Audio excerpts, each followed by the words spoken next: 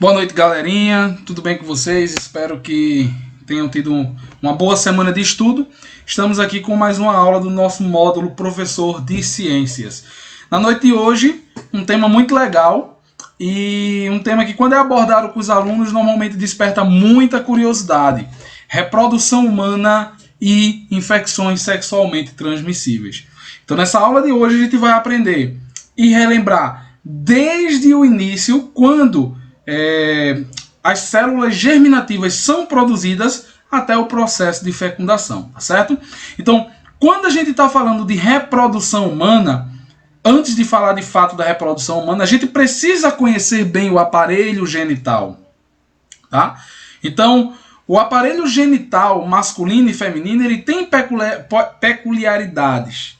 Esse aparelho genital masculino e feminino vai ter similaridades e diferenças. E a gente precisa entender um pouquinho dessas similaridades e dessas diferenças, tá bom? Então vamos lá. Começando pelo sistema genital masculino.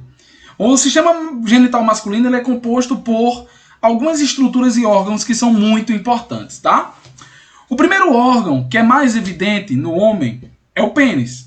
Essa estrutura é responsável pela inseminação, né? Pela inoculação do esperma contendo o espermatozoide. Mas ele não é o único órgão.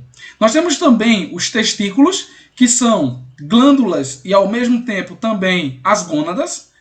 Temos algumas estruturas anexas a esse aparelho genital, como o epidídimo, canal deferente, próstata, vesícula seminífera ou seminal, glândula bulboretral, entre outras estruturas, que vão, de fato, formar todo o aparelho genital masculino. Então vamos começar entendendo a parte interna do aparelho genital masculino, né? Relembrando.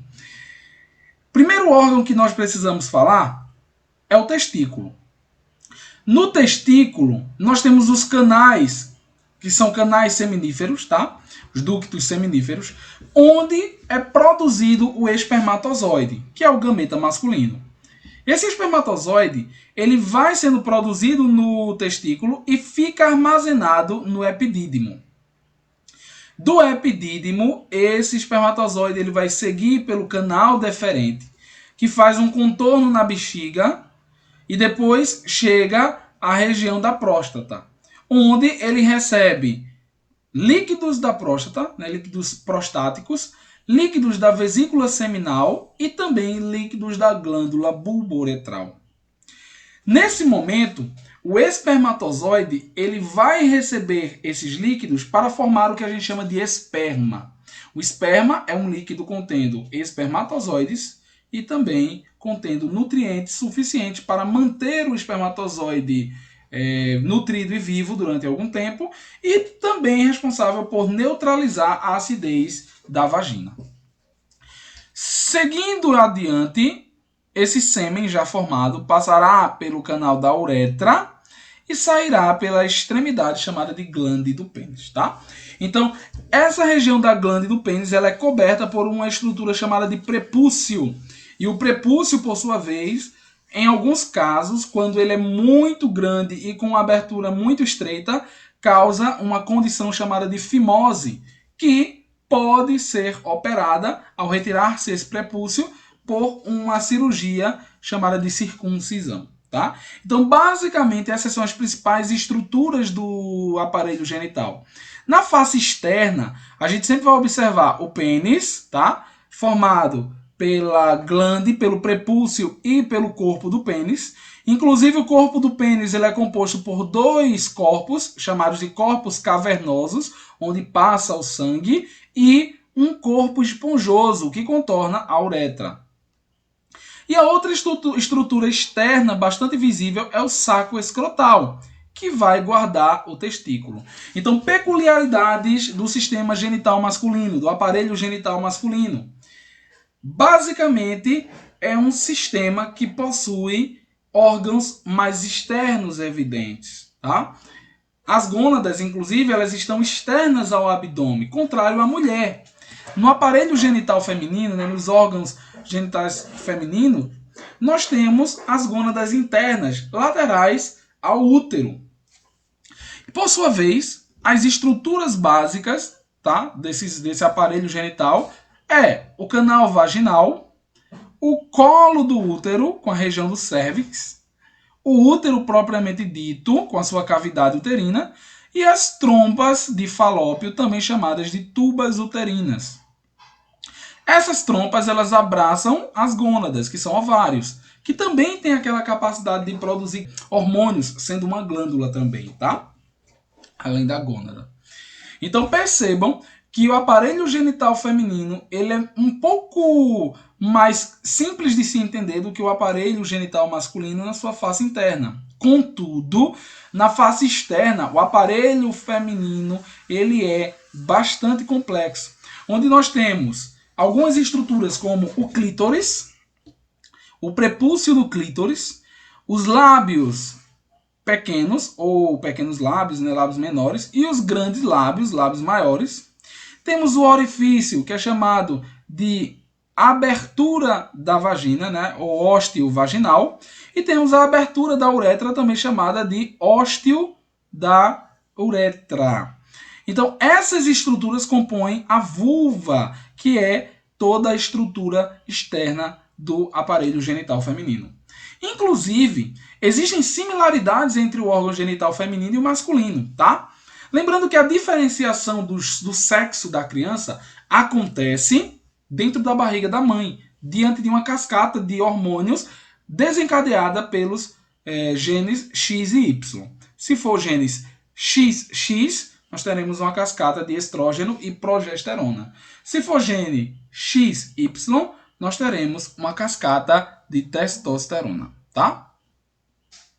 Então, vamos agora comparar o órgão genital masculino com o órgão genital feminino. O órgão genital masculino é composto por um pênis. Se vocês observarem o órgão genital feminino, vão perceber que o clitóris ele é homólogo, ou seja, tem a mesma origem embrionária e anatomia do pênis. Então o clitóris, na verdade, é um pênis que não se desenvolveu, tá? A região dos lábios da mulher, dos lábios grandes e pequenos, se comparam ao saco escrotal, é o mesmo tecido de pele. E o útero feminino se compara à próstata masculina, tá?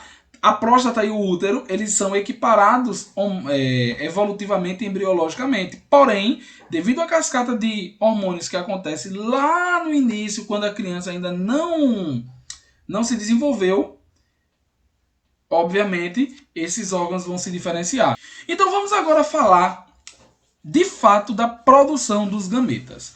Obviamente, os gametas masculino e feminino, chamados de espermatozoide, no caso dos masculinos, e ovócitos, no caso dos femininos, eles vão ser originados a partir de um processo científico conhecido como gametogênese. Gameto vem de gameta mesmo, né? E gênese é igual ao livro da Bíblia, origem, início, começo. Então, a origem dos gametas é chamada de gametogênese. Vamos ver um pouquinho desse processo, tá? Basicamente, na gametogênese vai estar acontecendo sucessivas divisões celulares, tanto mitose quanto meiose. A gente costuma dizer nas nossas aulas que a meiose ela é responsável pela formação dos gametas, mas cuidado! Tecnicamente, mitose e meiose acontecem para que ocorra a formação do gameta. Qual a função da mitose?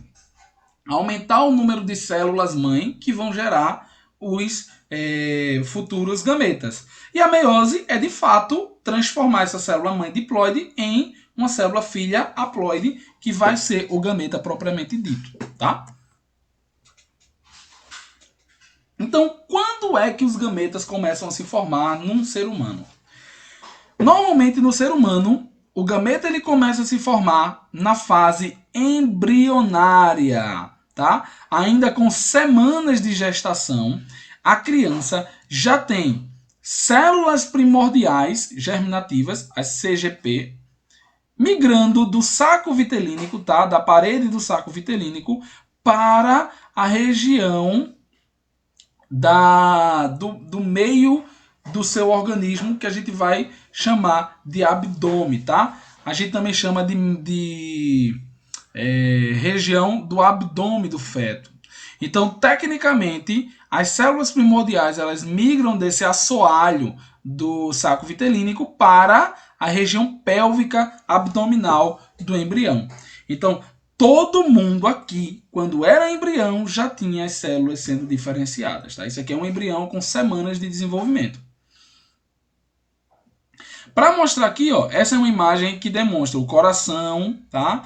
Tá aqui, ó, a região embrionária que vai dar origem à coluna vertebral. E isso aqui é o saco vitelínico com o intestino primordial, o intestino não desenvolvido ainda.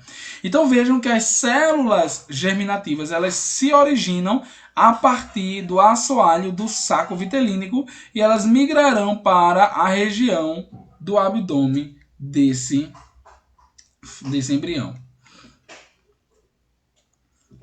Então vamos agora falar de uma a uma forma de gerar gametas nos seres humanos. Começando pela ovogênese.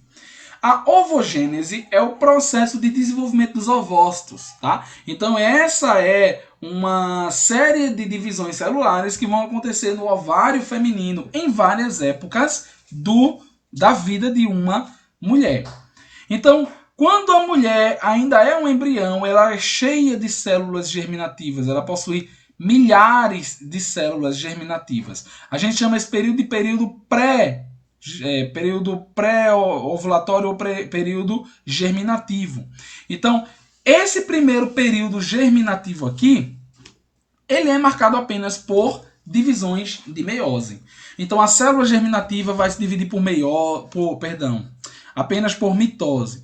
A célula germinativa vai se dividir por mitose para formar ovogônias, que vão se dividir por mitose para formar mais ovogônias, até que você tenha uma quantidade absurda de ovogônias. Então, esse período aqui, a gente vai ter uma multiplicação gigante de células femininas. Quando o embrião se desenvolve em feto, o ovário começa a dividir essas ovogônias por meiose para formar os ovócitos. Então, os ovócitos primordiais, chamados de ovócito 1, eles vão sofrer a primeira parte da meiose para que possa produzir o gameta. Só que aí vem uma questão. Quando a mãe vai entrar no trabalho de parto, a meiose das células germinativas da menina que vai nascer vão ser paralisadas. Paralisadas em que fase? Na prófase 1. Lembra da prófase 1 da meiose? Onde acontece o crossing over ou permutação gênica. Então, nesse momento, a gente vai entender que as células germinativas, elas paralisam a sua divisão meiótica para só voltar a dividir no futuro, quando houver o processo de maturação sexual dessa menina, onde ela vai desenvolver as menstruações.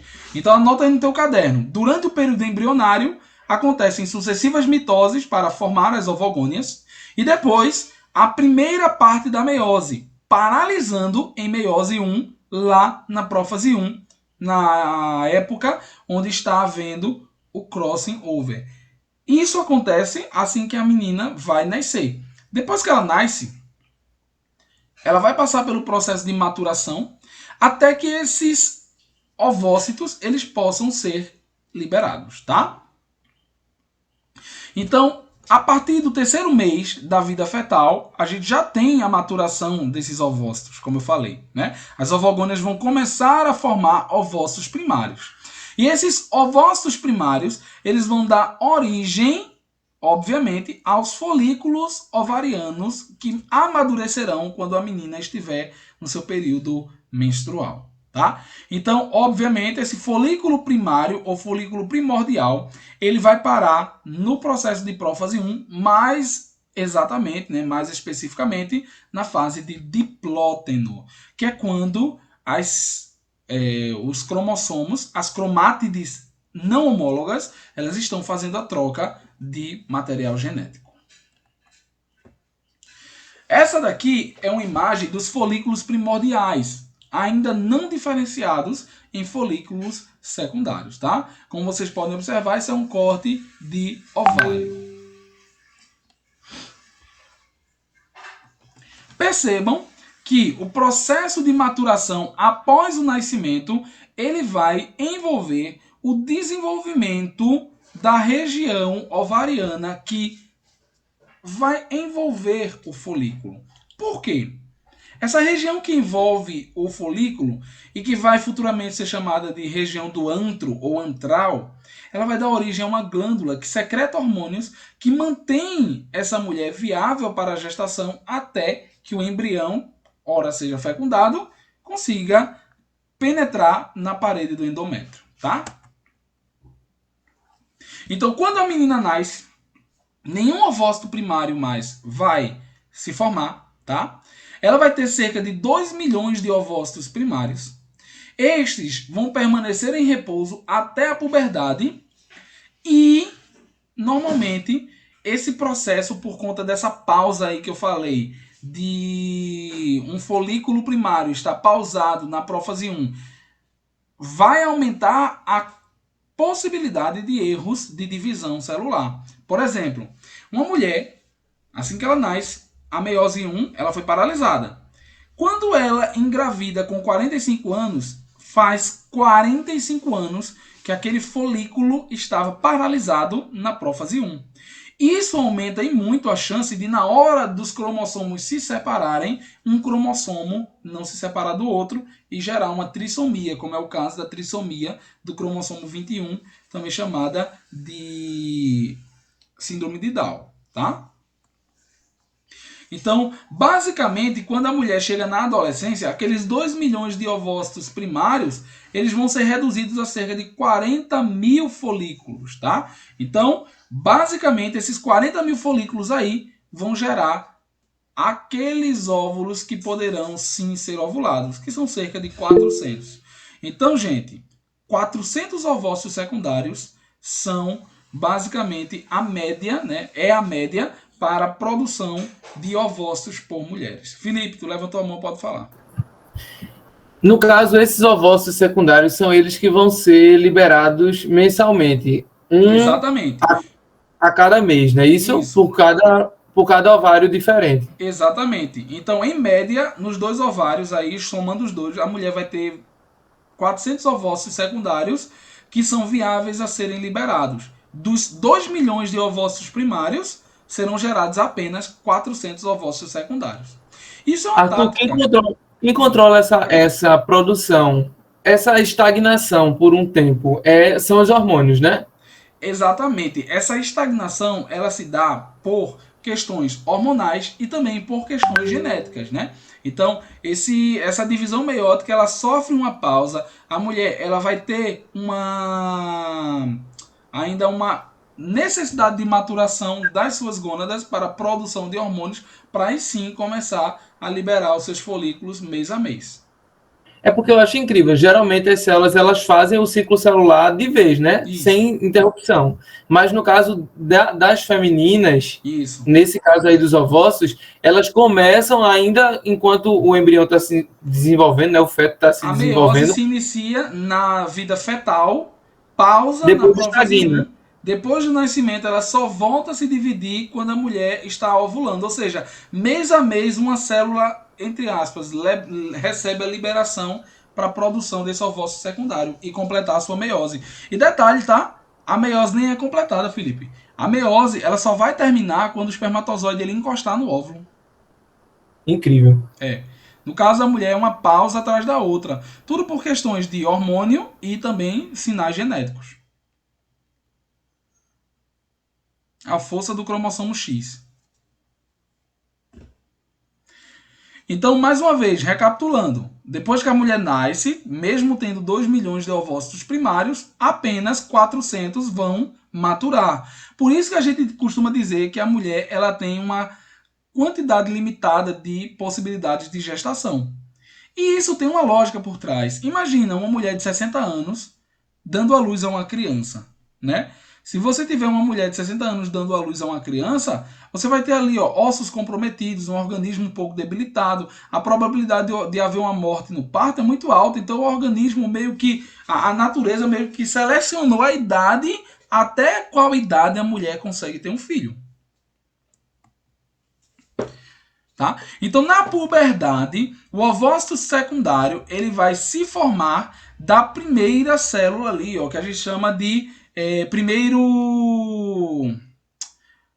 glóbulo polar, tá? Se você observar, nós temos dois glóbulos polar. O primeiro que vai formar o ovócito e o segundo que vai formar apenas glóbulos polares ou núcleos polares, que são basicamente células sem citoplasma, praticamente, que não têm condições de se desenvolver e serão de vez destruídas. Então, a gente sabe que a meiose dá origem a 4 células. Aí muitas vezes as pessoas se perguntam por que a mulher não ovula 4 ovócitos? Ela só ovula um ovócito. Por quê? Um desses ovócitos vai ser literalmente excluído, o glóbulo polar, né? Ele vai ser excluído. E o segundo, que é o ovócito que ainda está se desenvolvendo em óvulo, ele vai liberar também um núcleo polar. Notem nesse desenho aqui que a gente tem o período germinativo, quando as ovogônias são produzidas. Temos o período de crescimento, quando o ovócito primário cresce e começa a se desenvolver. E temos a produção do ovócito secundário. Lembra que eu falei que o ovócito secundário ainda não terminou de se desenvolver? Sim. A segunda pausa da meiose feminina, ela acontece na metáfase 2. Ou seja, a metáfase da segunda divisão meiótica, ela vai ser a etapa em que o ovócito ele está ali ainda esperando o espermatozoide para poder terminar o desenvolvimento, tá? Quando o espermatozoide ele encosta no ovócito, literalmente ele vai terminar a divisão fazendo a anáfase e a telófase, liberando o último glóbulo polar e se juntando com o espermatozoide para formar o zigoto. Então, o único período onde o ovócito se transforma em óvulo é muito curto. É entre a entrada do espermatozoide e a sua junção com o núcleo feminino. Por isso que nós, professores de biologia, não podemos chamar o gameta feminino de óvulo, porque o óvulo ele só ocorre depois da fecundação, num breve espaço de tempo. Sim, Felipe. Só pode chamar de óvulo depois da fecundação, num breve espaço de tempo. É porque quando a gente aprende, tá? A gente aprende biologia na escola, muitas vezes o professor da gente diz o quê? A mulher, ela faz a ovulação, libera o óvulo. O espermatozoide se encontra com o óvulo. Quando o espermatozoide se encontra com o óvulo, a gente tem a formação do zigoto. Mas o processo não é bem esse. A gente tem a mulher gerando a primeira fase do ovócito primário, que é lá na barriga da mãe, ainda quando a célula sofre a meiose 1, pausa na prófase. Quando volta essa divisão na puberdade, após a puberdade, o ovócito secundário ele continua a meiose 2 até chegar na metáfase. Quando chega na metáfase, ele só vai completar a metáfase, a meiose 2, né? Terminar a metáfase, terminar a anáfase e telófase 2, quando o espermatozoide encosta no ovócito. Tá? Isso é 1 milissegundo. É muito rápido. Então tá aqui, ó, basicamente como é o ciclo ovariano, tá? Observem, eu tenho um folículo primário que vai se desenvolvendo, vai maturando, até formar a região antral com o folículo secundário produzido. Notem que o folículo secundário ele possui uma célula, tá? E essa célula aqui, ó, é chamada de ovócito secundário. Mas ela também possui uma célula pequenininha aqui, ó, que a gente chama de globo polar. Ele fica grudadinho. Quando há a ovulação, a liberação do ovócito junto com o glóbulo polar. Percebam aqui, ó, essa imagem mostra o espermatozoide penetrando no ovócito, e quando ele penetra no ovócito, o ovócito ele vai se desenvolver em óvulo, liberando mais um globo polar. Então aqui nós temos 3 globos polares com a finalização da divisão meiótica e aqui o óvulo já produzido para se transformar em zigoto. É muito complexo, Felipe. É muito complexo. Arthur, oi. Nesse caso, o ovócito ele é liberado do como é o nome da gônada? do ovário antes de completar isso daí, né? Porque geralmente a fecundação acontece já aí no caminho para as tubas uterinas, né? Exatamente. Os ovócitos não fecundados nunca completarão seu ciclo. Eles morrerão sem saber o que é terminar a divisão meiótica. Então, basicamente, o ovócito secundário foi liberado. Essas células aqui ao redor são chamadas de células da corona radiata. Quando o espermatozoide vence essas células e entra e lança o seu núcleo, literalmente essa célula ela rapidamente se transforma em 4. Ó, tinha 2. Essa daqui, esse glóbulo polar, vai formar 2 glóbulos polares. E esse ovócito aqui, ele vai formar um segundo globo polar, né? Um terceiro globo polar, perdão, e o ovócito secundário se transforma em óvulo para depois se transformar em zigoto. Augusto está perguntando, nesse caso, ovócitos serão mais de um? Não, não. O ovócito é apenas essa grande massa roxa aqui, ó, essa grande célula.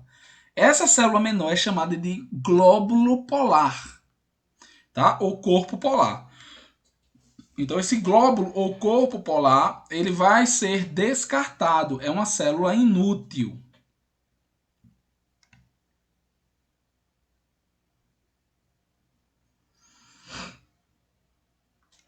Então, quando a gente fala de ciclos femininos, a gente tem 2 ciclos, tá? O ciclo menstrual ovariano e o ciclo menstrual uterino. O ciclo menstrual ovariano, ele é marcado pelo processo de ovariano, pelo processo de liberação e alteração dos hormônios. Enquanto o uterino, ele é marcado pelo processo de produção e descamação do endométrio. No caso, só uma pergunta aqui que Augusto fez. Augusto, eu não entendi a tua pergunta, tá? Não entendi a tua pergunta. Se quiser abrir o microfone e formular, eu acho melhor.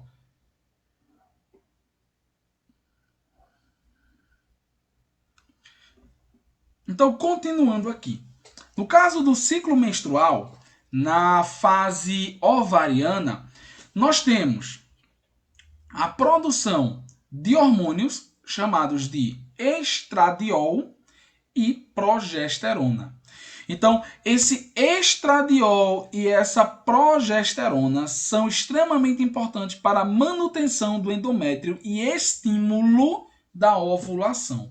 Percebam que o dia da ovulação casa exatamente com a queda abrupta de estrógeno, de estradiol. Tá? Em contrapartida, após a ovulação, nós temos o crescimento também grande, né, bem exponencial, de progesterona. Então, na fase folicular, que dura de 12 a 16 dias, nós temos o folículo estimulante, que é o hormônio produzido lá na hipófise, acompanhado pelo estrógeno, fazendo um estímulo ao desenvolvimento do ovócito secundário. Então, esse folículo estimulante, como o próprio nome já diz, ele estimula o desenvolvimento do folículo ovariano, como mostra aqui em cima desse gráfico, tá? Então, quando o estrógeno ele aumenta e o hormônio folículo estimulante também vai aumentando e chega ao seu pico, nós temos a maturação do folículo ovariano e também o desenvolvimento pleno do endométrio, que vai cada vez ficando mais espesso. Tá? Posteriormente, a fase luteínica, ela vai gerar, ela vai durar de 10 a 16 dias também, né? E ela vai ser marcada pela inversão das dinâmicas, onde estrógeno diminui e progesterona aumenta. Para quê? Para manutenção do endométrio.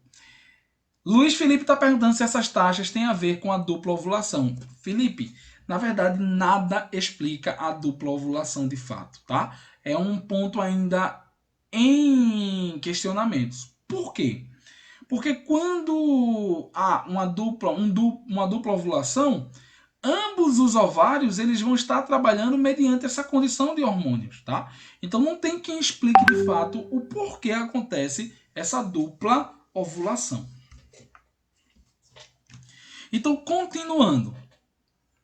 Percebam que há uma alteração na temperatura feminina. Normalmente, a temperatura no período de ovulação ela é mais alta, a mulher ela tem uma temperatura mais alta, na casa dos 37 graus, enquanto durante o período normal, né, após menstruação, é uma temperatura amena de 36 graus Celsius, tá?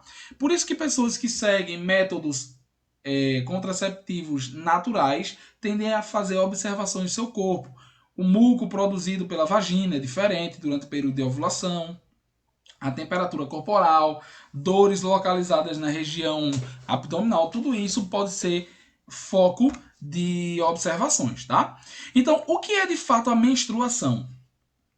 A menstruação ocorre nos 4 primeiros dias e é o processo de descamação do endométrio dentro do útero. Então ele é marcado pela liberação de sangue e podem ver que normalmente os hormônios eles estão em baixa nessa época.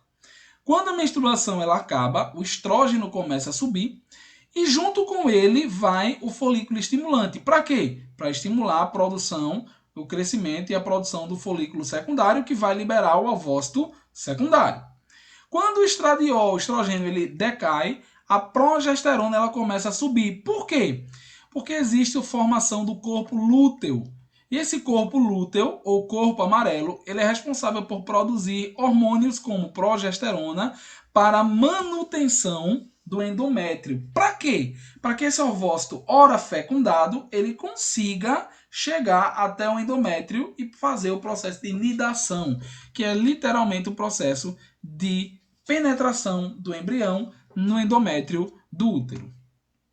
Mas o corpo lúteo ele tem uma validade. Quando chega no final do período menstrual, ele se torna uma cicatriz, que a gente chama de corpo branco ou corpo albicans, tá?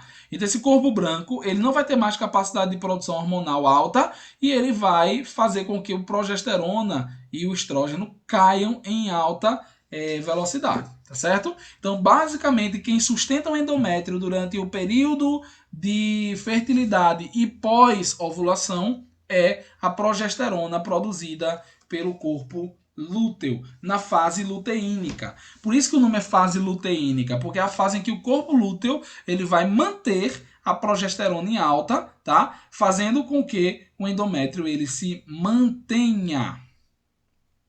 Augusto, quer fazer agora a pergunta? E aí?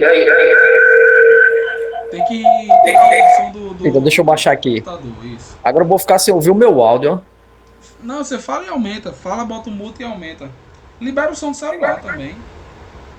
Pronto. É porque é o seguinte, a minha dúvida era a respeito do ovócito, né? Porque geralmente, quando a mulher menstrua, é quando ela libera o óvulo, né? Que na verdade não é o óvulo, é o ovócito. Sim. Não é isso?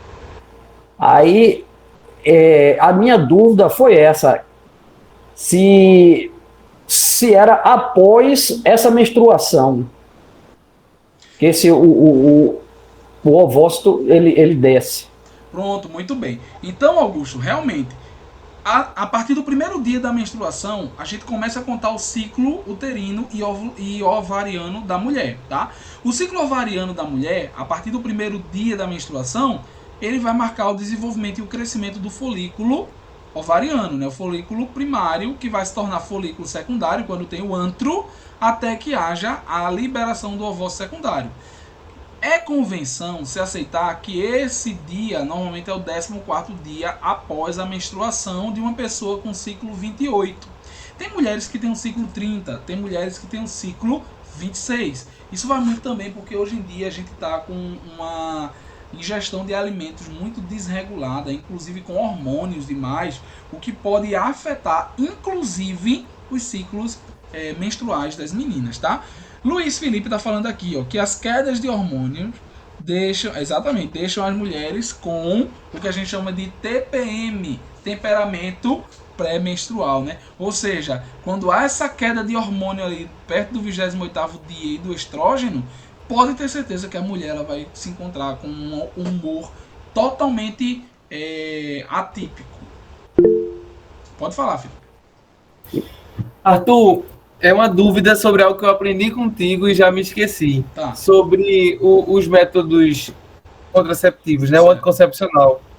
Quando a mulher toma, ela não menstrua, não é isso? Exatamente. Normalmente, quando a mulher toma anticoncepcional, ela não menstrua. Agora, isso vai muito do tipo e da dose de anticoncepcional, tá?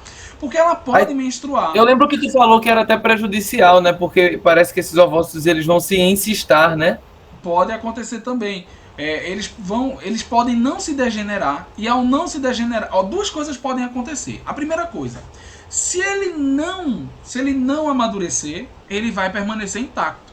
Mas se porventura esse ovócito vier a amadurecer e não ovular, então ele pode sofrer um processo de encistação e formar uma crosta na borda do ovário, impedindo com que outros ovócitos eles vão ser produzidos no futuro. Então a mulher, quando ela vai fazer o uso do anticoncepcional, ela tem que ir ao médico. Ela não pode fazer o uso de qualquer anticoncepcional.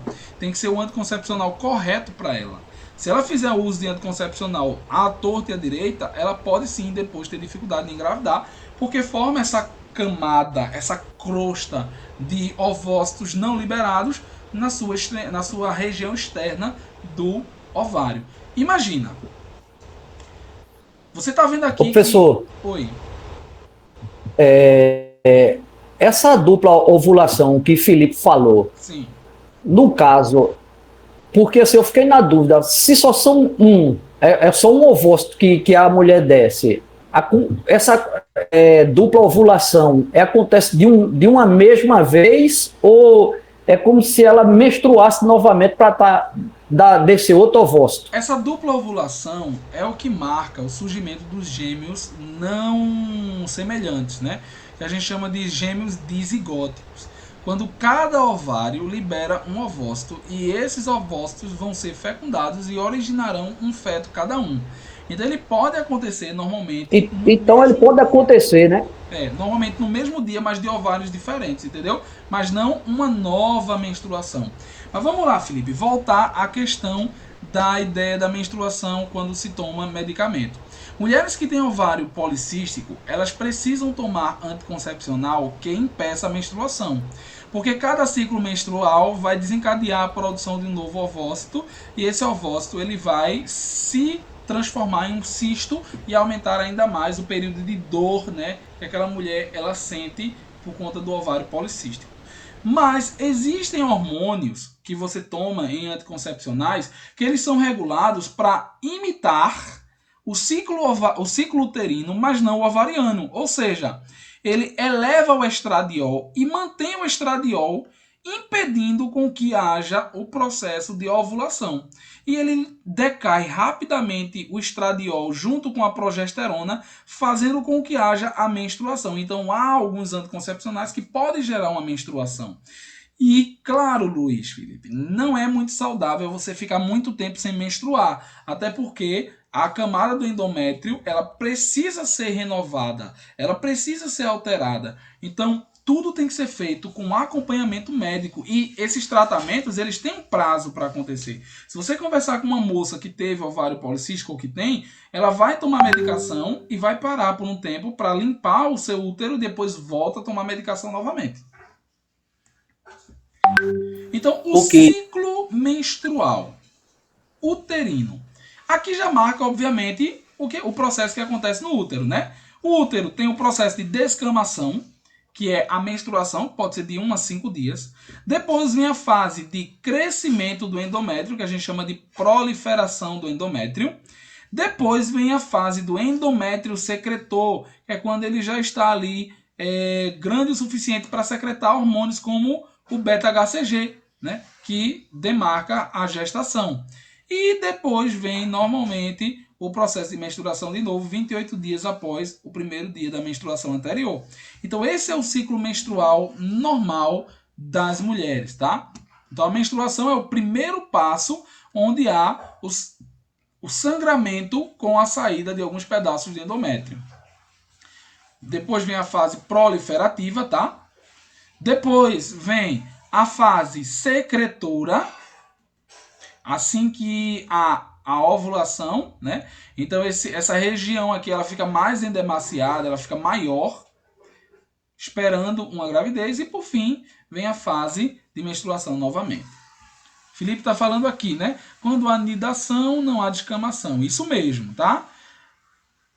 No caso, Felipe, essa questão, a gente vai chegar em fecundação, mas sim, não é que quando as mulheres engravidam, elas menstruam, tá? Até porque menstruação é descamação do endométrio. Algumas mulheres sangram no início da gestação porque não sabiam que estavam grávidas e continuam fazendo esforço. E como a anidação é literalmente o processo do embrião rasgar o endométrio para se implantar, você pode dizer que está havendo uma agressão a esse tecido extremamente vascularizado, o que vai causar, assim, um sangramento, mas que não é menstruação e que pode perdurar se por um acaso essa mulher ela não fizer um tratamento com progesterona. Mulheres grávidas que têm esses sangramentos iniciais, elas vão tomar uma medicação à base de progesterona, tá? Já a espermatogênese, ela é um pouco mais simples. Sim. Felipe teve uma pergunta aqui. Sim, Felipe.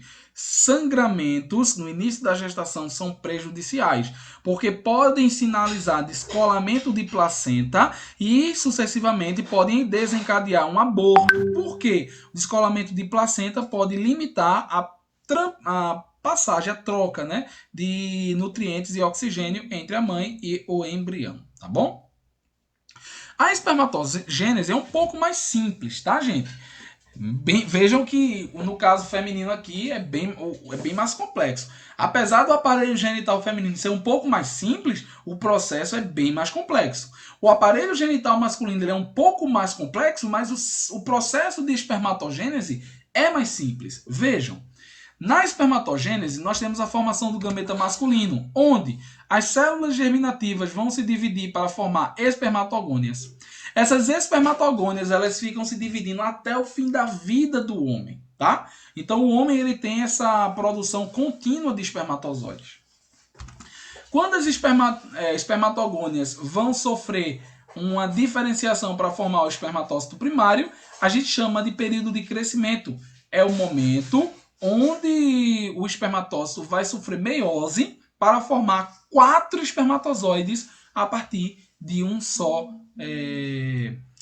espermatócito, de uma só célula-mãe. Então vejam aí a fase de proliferação, né? É o momento quando a espermatogônia ela vai se dividir bastante. Então normalmente ela inicia-se durante a puberdade masculina e vai continuar até o final da vida. Obviamente, proliferação, eu estou falando de mitoses sucessivas. A fase de crescimento, nesse processo, a gente tem a transformação das espermatogônias em espermatócitos.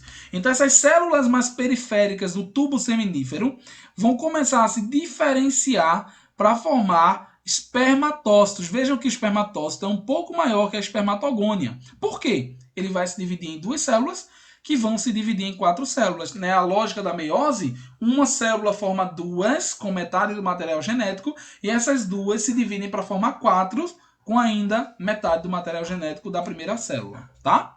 E por fim, essas espermátides aqui, né, que foram produzidas a partir do espermatócito, vão dar origem às células gaméticas masculinas, né, no caso, os espermatozoides.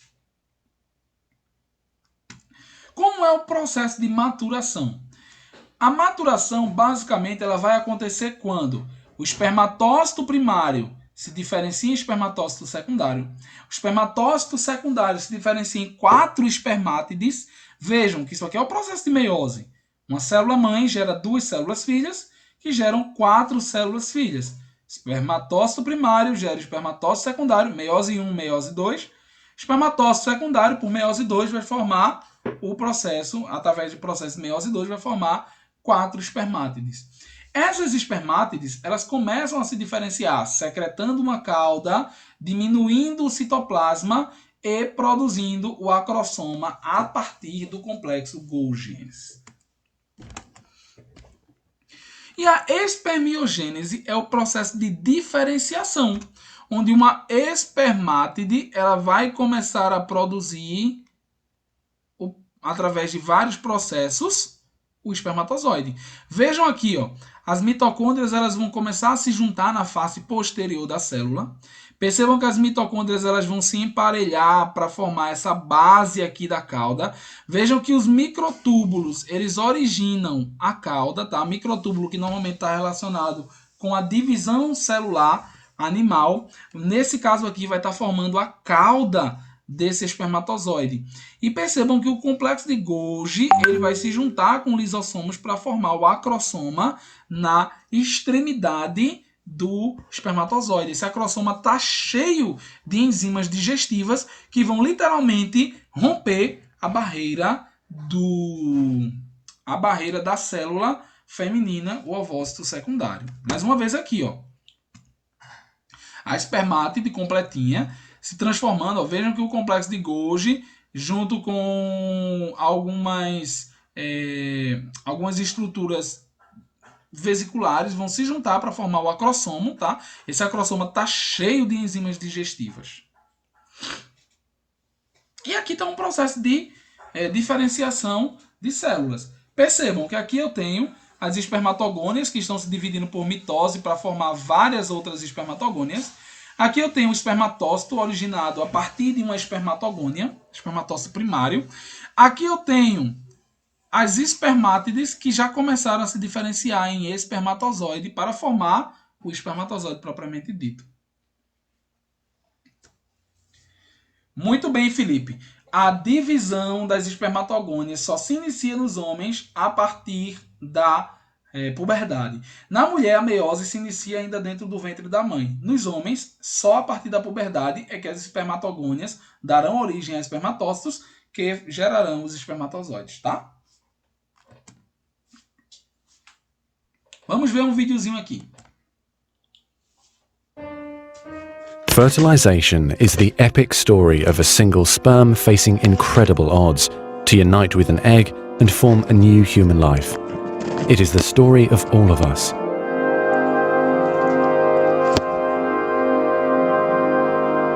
During sexual intercourse, about 300 million sperm enter the vagina. Vejam que interessante. Soon afterward, millions of them will either flow out of the vagina or die in its acidic environment. However, many survive because of the protective elements provided in the fluid surrounding them. Next, the sperm must pass through the cervix, an opening into the uterus. Usually, it remains tightly closed, but here the cervix is open for a few days while the woman ovulates. The sperm swim through the cervical mucus, which is thinned to a more watery consistency for easier passage. Once inside the cervix, the sperm continues swimming toward the uterus, though millions will die trying to make it through the mucus. Some sperm remain behind, caught in the folds of the cervix, but they may later continue the journey as a backup to the first group. Inside the uterus, muscular uterine contractions assist the sperm on their journey toward the egg. However, resident cells from the woman's immune system, mistaking the sperm for foreign invaders, destroy thousands more.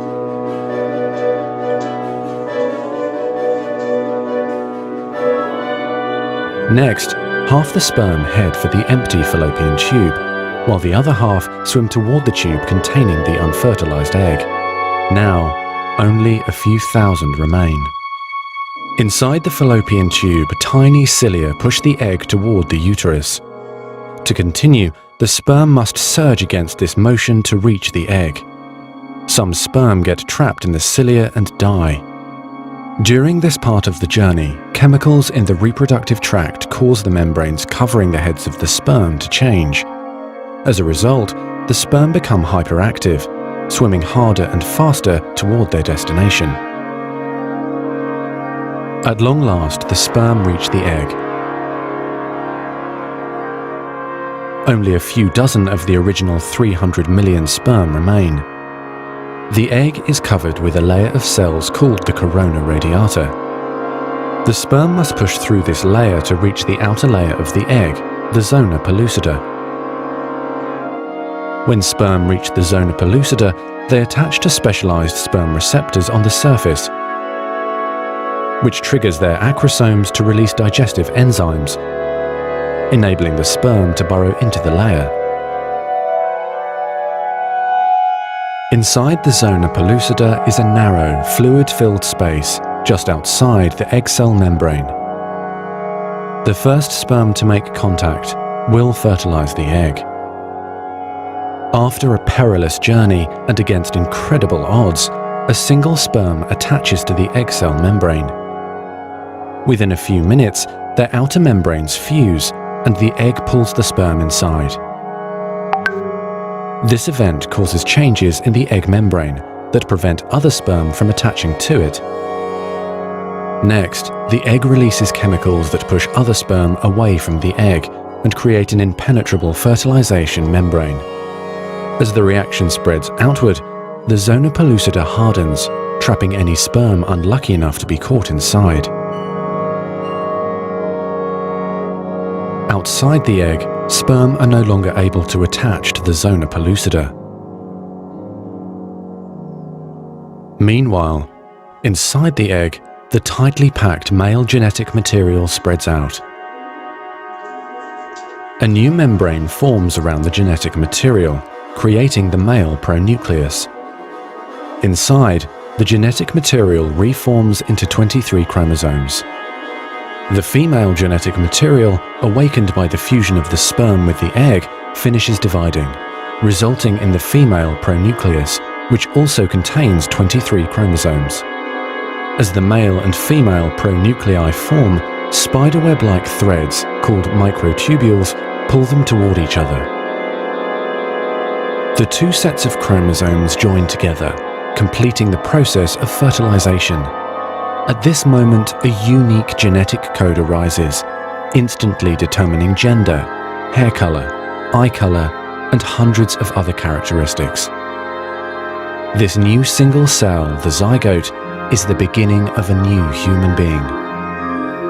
And now the cilia in the fallopian tube gently sweep the zygote toward the uterus, where he or she will implant in the rich uterine lining, growing and maturing for the next 9 months until ready for birth.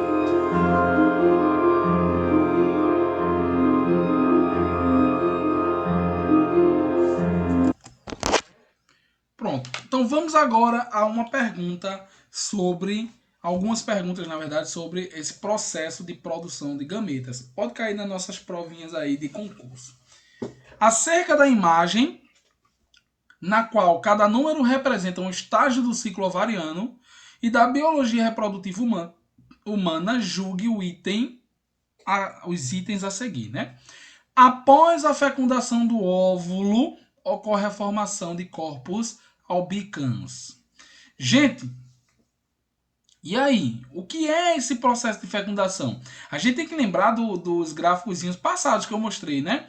O processo, obviamente, de maturação do folículo primário em folículo secundário, a ovulação, ou seja, liberação do ovócito secundário, do ovócito maduro, e depois o processo de formação do corpo lúteo e do corpo albicans. Quando é que o corpo albicans é produzido?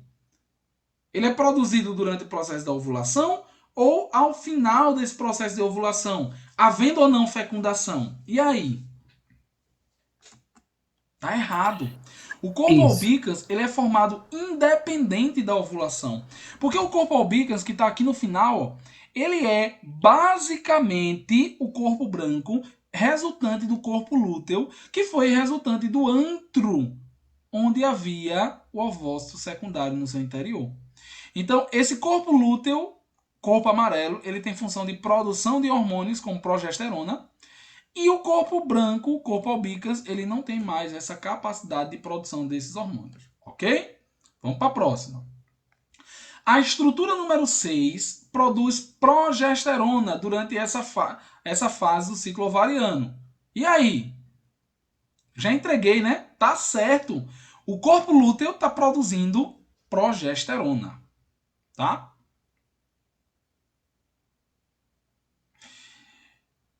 Acabou ficando sem dar para ver aqui uma figurinha. A gente vai pular ela, depois eu vejo aqui como é que é, tá? Deixa eu ajeitar aqui. Eu não tinha visto que tinha ficado assim não, mas tudo bem. A gente ajeita aqui rapidinho. Pronto. Vamos lá. Na terceira fase, ou na fase 3, há uma quantidade alta de estrogênio e o endométrio uterino está se proliferando. Olha a fase 3 aqui, ó. E a gente aprendeu anteriormente que sim, o estrogênio ele está em grande quantidade e quando tem uma queda abrupta de estrogênio, a gente tem o processo de ovulação. E por fim aqui, a fase do ciclo ovariano na qual há um aumento da expressão do hormônio luteinizante corresponde ao número 7. E aí, hormônio luteinizante ou LH? Errado. O hormônio luteinizante ele aumenta a uma grande expressão dessa quantidade, desse tipo de hormônio no processo de ovulação. É no número 5 e não no número 7. Vamos para a próxima questão. Com relação aos sistemas reprodutor e locomotor dos humanos, julgue o item subsequente. Uma das funções das células de Sertoli é guiar as células espermáticas em direção ao lúmen durante a espermatogênese. Certo! Eu já falei disso em outra oportunidade para vocês, né? Do processo de deslocamento do espermatozoide pelo canal, tá?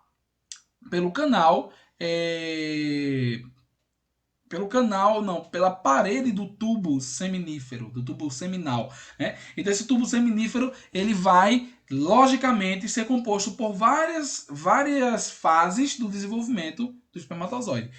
Como o Lucas está falando, né, de fato, as questões de êmbrio não são fáceis, elas são bem complexas, muito na verdade. Isso são provas de professor, tá? Olha essa questão da FGV aqui, ó. O esquema mostra uma secção transversal de um testículo de adulto humano, com detalhe para os túbulos seminíferos e o tecido existente entre eles.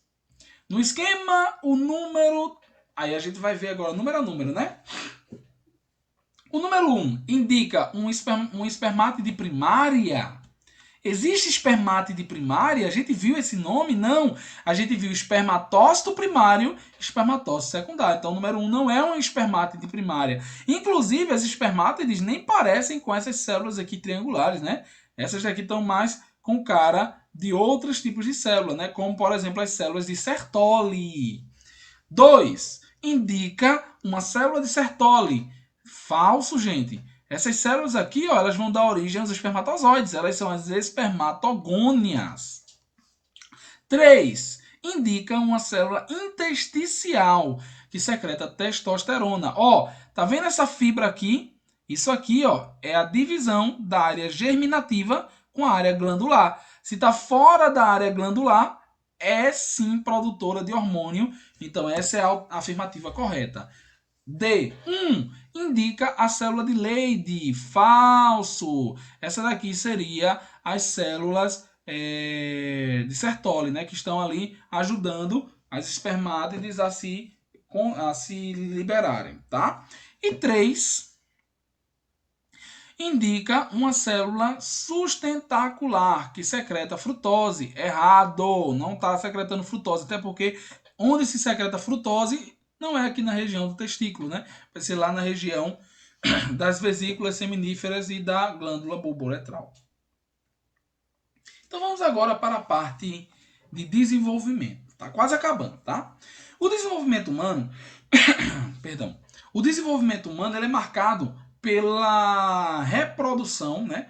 Ou seja, pelo processo de fecundação e depois pelo processo de desenvolvimento do embrião e feto. Então, normalmente se contam semanas de gravidez a partir do dia em que houve a ovulação. Por isso que as semanas de gravidez, elas às vezes têm mais semanas do que um mês. Por exemplo, uma mulher com 34 semanas, né, ela vai estar... Aliás, uma mulher com 26 semanas, ela vai estar ali na casa dos... Deixa eu ver aqui, 12... dos 8 meses, né? Só que, na verdade, se você observar direitinho, quando a gente pega uma mulher nessa fase, essas 2 semanas a mais contam-se as semanas iniciais da produção do ovócito, né? ovulação. Então, existe uma diferença entre semana de vida do embrião e semanas de gravidez, tá? Para a gente sempre ter essa ideia aí de semanas de gravidez bem certinhas na cabeça. Então, o processo de fecundação, ele se inicia na tuba de Falópio, né? Na trompa. E vai percorrer toda essa trompa aqui, o embrião sofrendo sucessivas divisões até formar as suas fases de desenvolvimento posteriores, tá? Então, logo após a fecundação, o óvulo vai dar origem ao zigoto. O zigoto, ele vai dar a origem às clivagens, formando a mórula, e a mórula vai dar origem à blástula ou ao blastocisto. Vamos ver mais ou menos como é que isso acontece.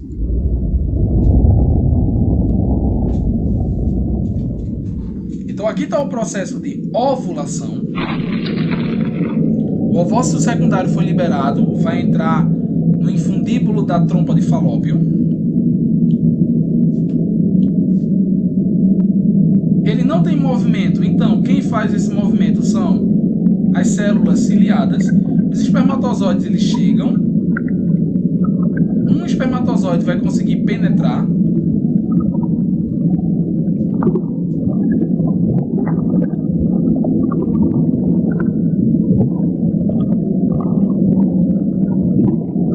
E o espermatozoide que conseguir penetrar vai liberar o seu núcleo, fazendo assim o desenvolvimento do óvulo e posteriormente formação do zigoto.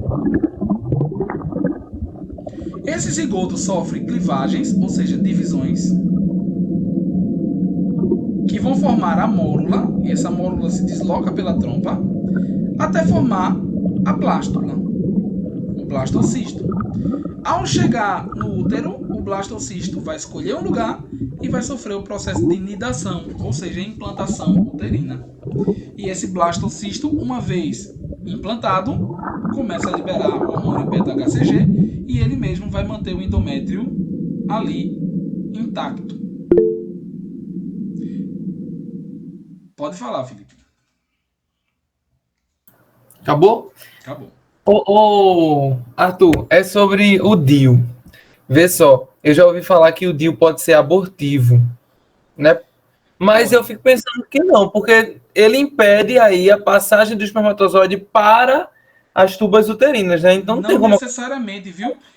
O DIU ele tem essa capacidade de matar os espermatozoides, porque o cobre ele muda a composição do útero. Mas se algum espermatozoide conseguir de fato passar, porque você sabe que na biologia nada é impossível, né? Se houver a ovulação, quando esse óvulo fecundado vier percorrendo a tuba uterina e chegar no útero, o DIU vai impedir a implantação. Então, tecnicamente, foi um aborto. Não intencional, mas foi um aborto. Exatamente. E no caso também, ele pode não conseguir voltar e acabar se desenvolvendo nas tubas uterinas, que é chamado Exatamente. A gravidez de trompa ela é perigosíssima e sim, pode também desencadear uma gravidez de trompa, com certeza. Que horror. Então não deve ser indicado, né? Se bem que os DIUs hoje estão bem evoluídos, né? Exato. Eu acho que assim, se for pela visão científica, o DIU ele tem uma grande eficácia. Essas chances do que a gente acabou de falar aqui são muito baixas. Mas, por questões, por exemplo, religiosas, dogmáticas, pessoas que normalmente não usam certos métodos contraceptivos porque são indicados como abortivos ou contra a sua religião, o DIU acaba se enquadrando num desse tipo, sabe? Por exemplo, a Igreja Católica ela é contra o método contraceptivo com preservativo, com DIU, com diafragma. Na verdade, o único método contraceptivo que de fato a igreja permite são métodos naturais que não utilizem nenhum tipo de barreira para a liberação dos gametas, entendeu? Tecnicamente é assim.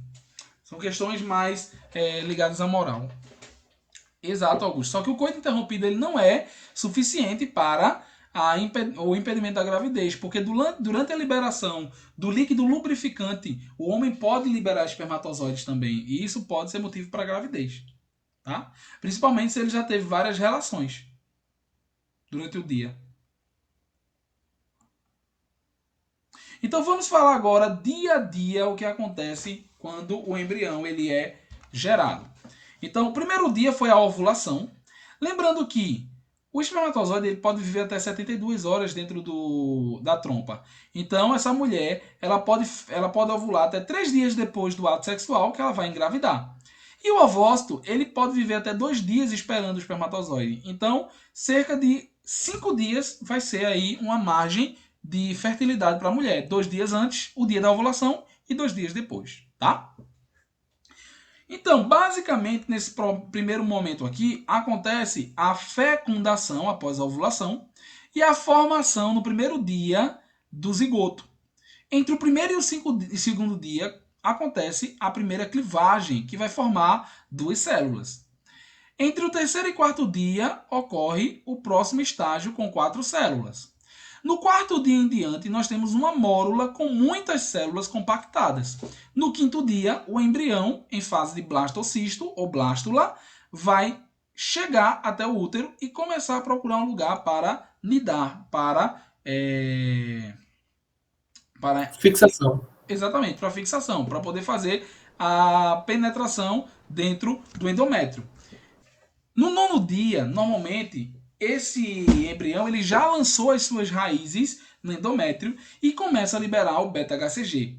Por isso que dizem que na primeira semana de gravidez ou na primeira quinzena não é correto fazer exame de gravidez porque não vai testar positivo. Agora, a partir do 9º dia já se começa a produzir sensíveis quantidades de beta-HCG que podem ser percebidos em exames, sim, mas exames complexos, tá? A blástula, na verdade, é a primeira fase do embrião que gera células que vão formar futuramente os anexos embrionários e células que vão formar os folhetos embrionários de fato, tá? Então, os anexos embrionários, eles vão formar a placenta, o córion, o alantoide, entre outros. E o embrioblasto vai formar o embrião. Essas células do anexo são chamadas de trofoblastos, que vão dar origem aos sincício-trofoblastos e trofoblastos comuns, tá? Então, basicamente, são essas as células que vão compor a blástula. Os trofoblastos, eles são responsáveis pelo processo de nidação, nutrição e proteção do embrião. Então, o sincício-trofoblasto ele vai ser responsável basicamente por compor a placenta humana, tá? É ele que vai dar origem à placenta. Já os citotrofoblastos, eles vão estar contornando esse embrião, tá? Para protegê-lo e formar ali as primeiras partes da cavidade uterina, onde vai se localizar o embrião. E os trofoblastos intermediários, eles são responsáveis por formar essas raízes que são a invasão, né, a nidação aqui do embrião no endométrio. Depois que o trofoblasto ele ajuda esse embrião a penetrar o endométrio, perceba, Felipe, diante daquela sua pergunta, que há vários vasos sanguíneos que são incorporados agora pelo tecido embrionário.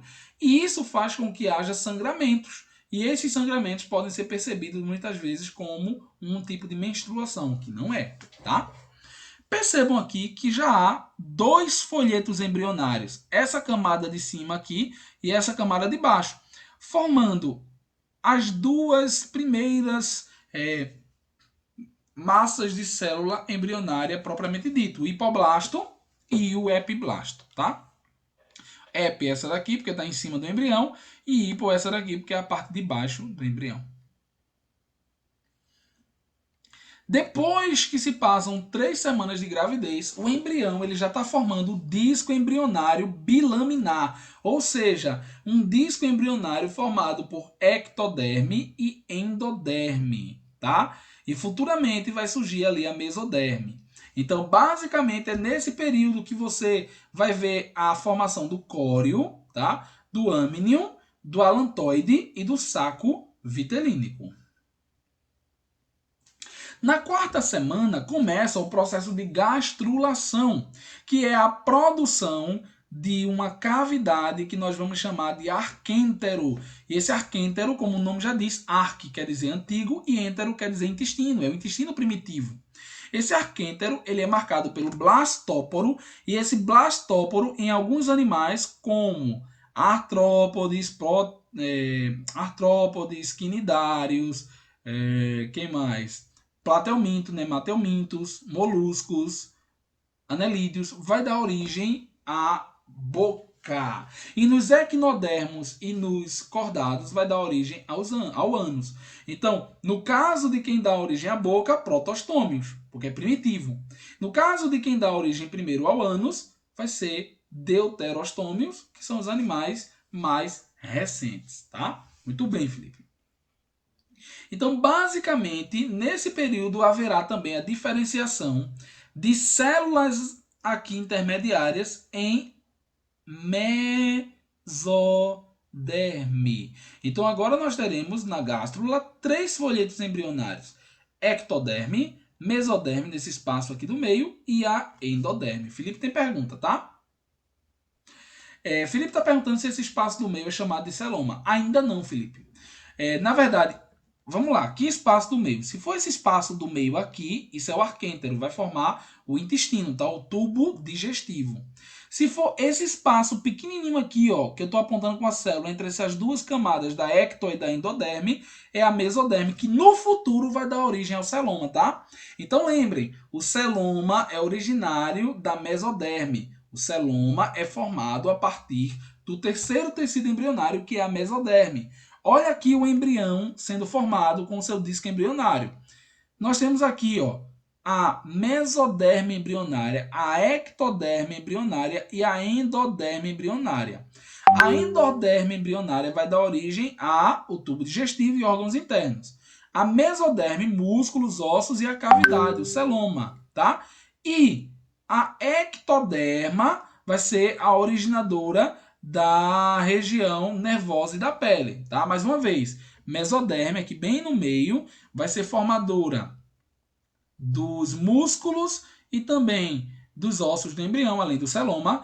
A endoderma, formadora da cavidade intestinal, propriamente dita, né, e de órgãos internos. E a ectoderma vai ser formadora da pele e também do tubo neural, do sistema nervoso central e periférico. Luiz Felipe está perguntando aqui, né? A partir de uma dobra de tecido é que surge o celoma. Sim, que surge o mesoderme, tá? Basicamente é isso. Porque no embrião animal, de forma geral, a gente aprende que é um globo que se achata e faz uma curva. Só que no embrião do humano é um pouquinho diferente, porque a gente tem um embrião em forma de disco, né? É um disco embrionário. Então esses dobramentos no ser humano eles são mais sensíveis, a gente pouco percebe. Por exemplo, depois da formação da mesoderme, haverá a formação da linha primitiva, que vai dar origem à notocorda, que vai guiar tanto o nosso sistema nervoso, o tubo neural, quanto o sistema digestório. Tá? Então, na 5ª semana, acontece o processo de neurula, que é quando essa ectoderme, essa camada da ectoderme acima do embrião, começa a sofrer uma invaginação. E essa invaginação, guiada pela notocorda, vai dar origem ao tubo neural, tá? E esse tubo neural, ele vai dar origem futuramente ao nosso sistema nervoso central. Então, é isso aqui a imagem que vai trazer para a tua ideia de celoma, Felipe. Você tem aqui, ó, de novo, ectoderme, tá? Aqui fora em rosa, e endoderme aqui em laranja. E a mesoderme, ela vai se formar nesse espaço entre a ectoderme e a endoderme, tá? Depois que esse espaço ele vai dando origem à mesoderme, que é esse tecido amarelo aqui, se você olhar direitinho, esse tecido amarelo ele vai dar origem futuramente, ó, ao celoma, que é essa cavidade que se forma aqui nas laterais. No caso do ser humano, é assim. Nosso celoma ele é muito restrito, ele está bem aqui, ó, nessas extremidades laterais. E a gente tem o tubo digestório, a notocorda e o tubo neural. Mais uma vez, o intestino primitivo, a notocorda em azul e aqui em cima o tubo neural. Lembrando que o nosso tubo neural ele é perfurado, tá? Ou seja, o tubo neural ele possui uma cavidade no centro que no futuro vai dar origem aos ventrículos nervosos, né? Que são as cavidades do nosso encéfalo, e também ao canal central da medula. Mais uma vez, desenvolvimento aqui ó, da placa neural, e essa placa neural que vai formar futuramente a medula espinal e o encéfalo. E aqui em cima, ó, a membrana bucofaríngea que vai dar origem à boca. E o ânus que foi formado, né, na placa cloacal desde o blastóporo, quando ele se desenvolveu em ânus, para o deuterostômio. Na sexta semana, a cabeça ela vai começar a se desenvolver, vai formar os órgãos iniciais, como aqui, ó, você já consegue ver a prega ocular, tá? Essas dobras aqui são chamadas de pregas ou arcos faríngeos. Eles vão dar origem ao contorno da nossa boca, nariz e mandíbula. Então, e orelha também, tá? Então observe aqui, ó, que esse primeiro arco vai dar origem ao queixo, né? A nossa região mandibular. Esse segundo arco vai dar origem à nossa região maxilar. Esse terceiro arco e esse quarto arco darão origem à nossa orelha primitiva e ao nosso nariz. Por isso que pessoas que têm lábio leporino, elas têm problema no fechamento das fendas faríngeas, que podem formar futuramente, né, um corte demarcando aqui o meio da maxila, dividindo ali o palato, né, sem dividir o palato, sem o palato dividir a boca da região nasal, tá? Na sétima semana, como vocês podem ver, o olho já está bem mais formado. A prega faríngea da orelha já se fechou quase toda, formando a orelha. A prega faríngea do nariz está começando a se fechar e a prega faríngea da boca também está começando a tomar forma. Perceba que a cabeça aqui ainda é 1/3 do tamanho do embrião. É muito, né? Mas o embrião aqui tem 13 milímetros, ou seja, o tamanho de um grão de feijão. Muito pequeno. Entre a 8ª e 9ª semana, o embrião vai ficando cada vez mais próximo ao corpo humano, né? O olho cada vez mais próximo, o encéfalo se formando bem, o ouvido também. E percebam que as protuberâncias que formam braços e pernas já começam a notar-se aqui os dígitos, ou seja, os dedos.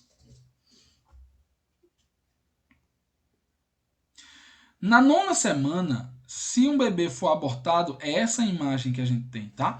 Então veja que ele já tem uma forma humana, humanoide, né, bem definida. O encéfalo já está arredondado, já está quase todo formado. O bebê ele já está em condições de se desenvolver. Seus órgãos estão praticamente prontos. Então, a partir de agora, nós vamos chamá-lo de feto e não mais de embrião. Então, o feto na 11ª semana em diante, ele só vai crescer e desenvolver seus órgãos, tá? Então, agora é crescer e desenvolver. E é assim que acontece. No primeiro trimestre, nós temos o embrião. A partir do segundo trimestre, nós temos o feto se desenvolvendo, crescendo e ganhando espaço. E o terceiro trimestre, basicamente, é o período de maturar para nascer. Como é que há a diferenciação sexual durante um exame? Isso aqui é só uma curiosidade, tá, gente? Quando a gente pega a ultrassonografia de um menino ali de idade gestacional do segundo trimestre, você vai notar que o tubérculo genital, tá? O tubérculo genital, que é essa parte aqui que forma o órgão genital, ele vai ser perpendicular, tá? À coluna, ou seja, tá paralelo aqui à coluna, tá? Ele vai ser paralelo à coluna, porque ele tem a posição para formar o clitóris. Enquanto o pênis, né, o tubérculo masculino, ele vai ter um ângulo de 30 graus em relação à coluna vertebral. Tá? Como você pode ver, a protuberância está em pezinha, ela tá quase que no ângulo de 90 graus em relação ao abdômen. No caso da mulher, não, né? O abdômen meio que continua e a protuberância está voltada para baixo. Isso aqui vai dar origem ao clitóris e isso aqui vai dar origem ao pênis. O nome dessa estrutura é tubérculo genital, feminino e masculino. E a formação dos gêmeos. Existem duas possibilidades para a formação de gêmeos. A gente tem a possibilidade de uma única fecundação, um óvulo e um espermatozoide, tá?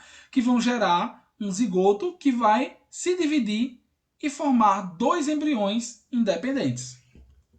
E a gente tem a fecundação dupla, ou seja, houve uma dupla ovulação, dois espermatozoides vão ter a sorte de cada um encontrar um ovócito, vão se desenvolver embriões diferentes que vão, inclusive, nidar em locais diferentes do útero. E agora a gente vai falar sobre as principais ISTs, tá? Para a gente encerrar a nossa aula de hoje. Começando com a herpes, que é uma infecção simples, mais uma vez pega, né? Infelizmente, é uma doença que vai continuar, não tem cura, perene.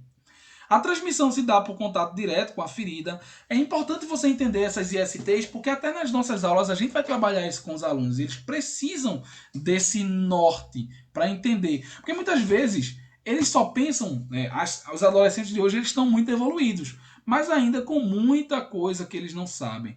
Então muitos jovens estão entrando na vida sexual de forma prematura e pensam que o preservativo anticoncepcional é suficiente. Suficiente. Para quê?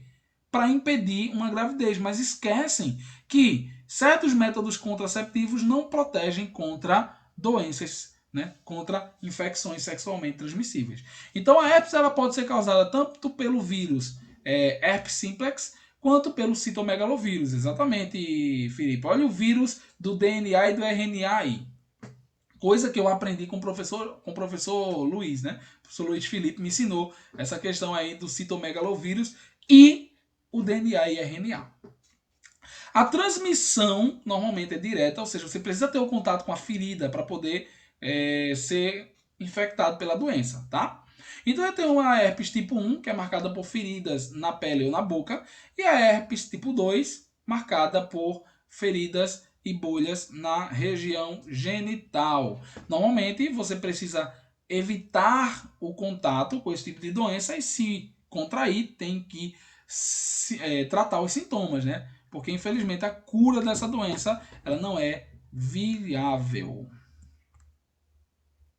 Já a AIDS é a doença originada a partir da infecção com o HIV. Cuidado para não dizer que qualquer pessoa com HIV tem problema de AIDS, tá? Tem a doença AIDS, porque a AIDS é a imunodeficiência adquirida, é uma síndrome que precisa de anos para se desenvolver. Esse vírus HIV, ele é muito complexo, porque ele é um retrovírus, né? Então, normalmente ele vai atacar células linfócitos, né? Os linfócitos T, CD4+, e normalmente eles causam perda de imunidade em quem está acometido pela síndrome. O maior problema dessa doença é que a pessoa ela não morre pelo HIV propriamente dito. Normalmente se morre por doenças oportunistas que terminam matando a pessoa que está imunossuprimida. Normalmente a transmissão se dá por relações sexuais, contato direto com sangue contaminado e até mesmo pelo leite materno. Mães portadoras do HIV que porventura têm um filho nas condições necessárias podem não passar essa doença para o filho. Como? A partir do momento que o médico tire essa criança sem romper a bolsa da placenta, né? Os sintomas básicos. A evolução da doença vai ser dividida em 3 fases: aguda, assintomática e a doença assintomática, tá bom? A infecção aguda ela basicamente vai ser um momento onde você vai ser infectado e vai sofrer com febres, calafrios, dor de cabeça, dor de garganta muscular, ínguas principalmente na região da virilha, nas axilas, manchas na pele que podem desaparecer. Depois há um grande tempo, tá? Um grande tempo sem nenhum sintoma, até que chega a doença sintomática, que é a manifestação mais grave. Normalmente você vai ser demarcado por uma perda de imunidade muito acentuada. Augusto está perguntando se há possibilidade do contato indireto. Sim, Augusto. O compartilhamento de agulhas, por exemplo, né, de materiais pérfuro-cortantes, pode ser uma fonte de contato indireto para a transmissão do HIV. A profilaxia ocorre através, normalmente, de umas drogas que são administradas a partir de um coquetel, que é fornecido pelo SUS. Tá? Então é muito importante aí haver a prevenção para que não haja a infecção. O papilomavírus, também conhecido como HPV, é normalmente assintomático, mas ele pode ser causador de uma doença muito séria na mulher, que é o câncer de colo do útero. Por quê? É uma doença silenciosa.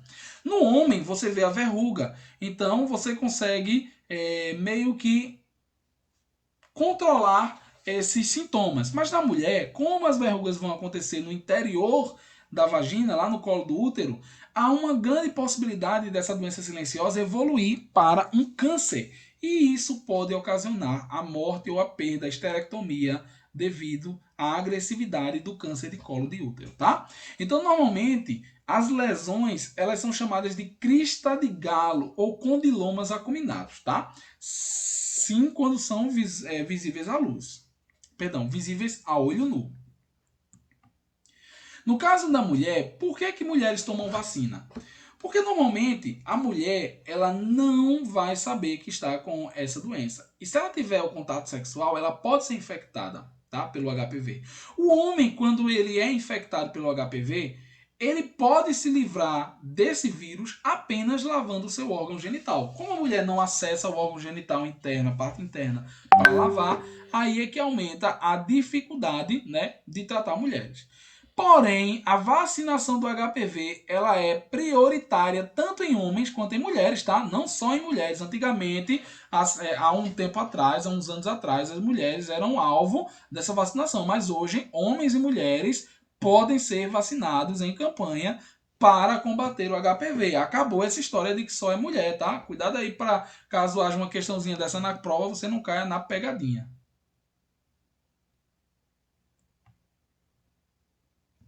A gonorreia ou blenorragia é causada normalmente por uma bactéria, né? A Neisseria gonorrhoeae ou gonococo. Sua transmissão normalmente é por contato direto com áreas infectadas. Claro, pode haver um contato indireto, né? Você pode tocar, por exemplo, na bactéria e transmitir para parte do corpo. Veja que a gonorreia ela pode se proliferar em várias mucosas, desde a mucosa bucal, nasal, genital e também até a ocular. Cuidado, tá? No pênis vai causar dor e ardência urinar, uma secreção em forma de pus muito comum também e o inchaço dos testículos. Na mulher, aumenta o corrimento vaginal, que vai ter um odor muito forte e desagradável, uma cor mais amarelada, tá? E claro, dor e ardência urinar, que é muito comum das infecções bacterianas que acometem a uretra. Normalmente é tratada com bactérias, né? Imagens bem fortes.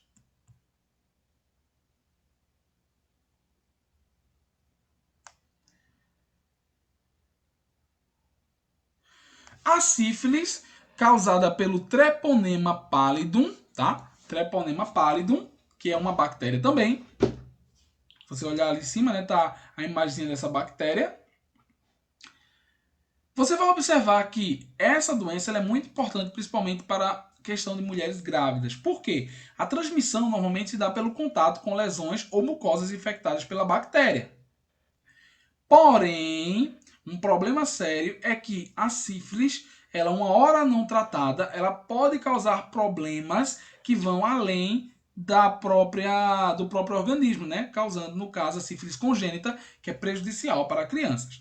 Então, são 4 fases que se observa durante o desenvolver da sífilis. Nós temos a sífilis primária, uma ferida geralmente que vai ser única, vai surgir no local onde houve a infecção e depois vai desaparecer, tá? As sífilis secundárias com sintomas que aparecem 6 semanas até 6 meses depois da primeira ferida. Normalmente são manchas no corpo, tá? E nas palmas da mão, na planta do pé. Minha gente, se você vê manchas no corpo, na palma da mão, na planta do pé, você precisa procurar um médico, mas tem gente que não procura, acha que é normal. Depois vem a terceira fase, que é a sífilis latente, não tem sintoma nenhum. E por fim, a sífilis terciária. 2 a 40 anos depois da primeira infecção, né, do primeiro sintoma, da primeira fase, vai aparecer sinais, sintomas com lesões cutâneas, cardiovasculares, neurológicas, que podem levar até a morte. E no caso de mulheres grávidas, podem levar a malformação congênita e até mesmo ao aborto.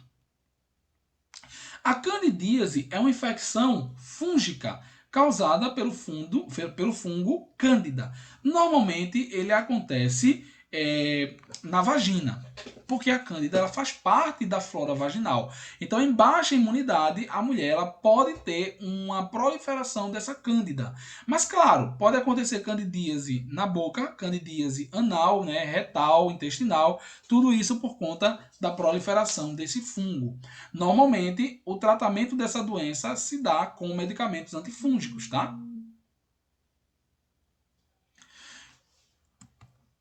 E a tricomoníase, também causada por um micro-organismo eucarionte, nesse caso aí pelo Trichomonas vaginalis, um protozoário, nós temos alguns sintomas como corrimentos, tá? Muito fortes. Um corrimento com uma coloração amarelo esverdeada, que vai ter um odor muito ruim e uma vermelhidão e ardência e dor ao urinar ou ao ter relações sexuais. E também pode haver o desenvolvimento de um inchaço na região da vulva. Essa é uma doença muito, muito perigosa para mulheres, tá? Que vai causar uma inflamação da vagina chamada de vaginite, que causa esse inchaço da vulva. E por fim, principais métodos contraceptivos podem ser métodos hormonais, né? Como nós temos aí cápsulas, né, os anticoncepcionais, nós temos injetáveis, nós temos o adesivo, tudo isso pode ser colocado, né, à disposição das pessoas que pensam em não engravidar. Nós temos os métodos contraceptivos progestivos, né, que normalmente utilizam progesterona ali e outros hormônios, também na sua composição. Nós temos o dispositivo intrauterino, o DIU, que pode ser ou não hormonal. Nós temos os métodos de barreira, como preservativo, o diafragma. Nós temos também os espermaticidas. Tudo isso pode ser utilizado como método de barreira. Temos os métodos naturais, como por exemplo a tabelinha, o método Billings, que é muito mais eficaz que a tabelinha, entre outros. E por fim, nós temos a esterilização, que vai ser a famosa laqueadura ou vasectomia, né? No caso do homem, vasectomia, corta os ductos deferentes. No caso da mulher, a laqueadura vai cortar ou amarrar, suturar ou dobrar ou grampear as trompas, as tubas uterinas, tá certo? E, obviamente, na adolescência existem muitos problemas atrelados à gravidez. Por quê?